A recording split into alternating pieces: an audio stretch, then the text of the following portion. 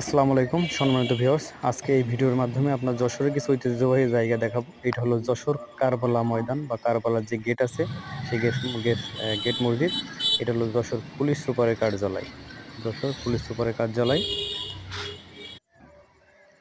এটা হলো সরকারি মাইকেল মধুসূদন দত্ত কলেজ বা অনেকে চেনেন এমএম কলেজ নামে, যেখানে আপনার এখন বিদ্যা পাঠ করতে আপনার বিভিন্ন জায়গা থেকে আসে, যশোর জেলা বাইরে থেকে।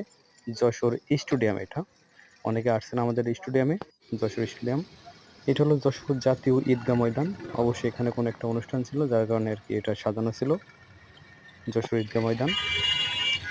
এটা হলো আপনার যশোরের সবচেয়ে ব্যয়বহুল জায়গা বা জনবসতিপূর্ণ জায়গা আছে দোয়াটানার মোড়। এটা হলো দোয়াটানার মোড়। আছে জেলা দায়রা জজ আদালত, অর্থাৎ এক কথায় জজ কোর্ট এটা। আমাদের যশোরের জজ কোর্ট, এবং এটা হচ্ছে যশোর ম্যাজিস্ট্রেট কোর্ট। এটা হলো যশোর ম্যাজিস্ট্রেট কোর্ট। আর এটা অবশ্যই আপনারা চেনেন, এটা নাম বলবো না, অবশ্যই আপনারা কমেন্টে জানাবেন। দেখতে পাচ্ছেন কত শত বছরের পুরাতন একটা ভবন। আর এটা হলো আমাদের যশোর এয়ারপোর্ট বা যশোর বিমানবন্দর। যশোর বিমানবন্দর এটা।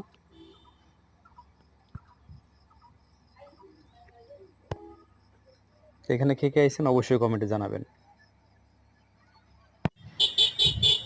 এটা হলো যশোরের যে আপনার ভৈরব নদীর তীরে যে একটা পার্ক হয়েছে, সেই পার্কটা।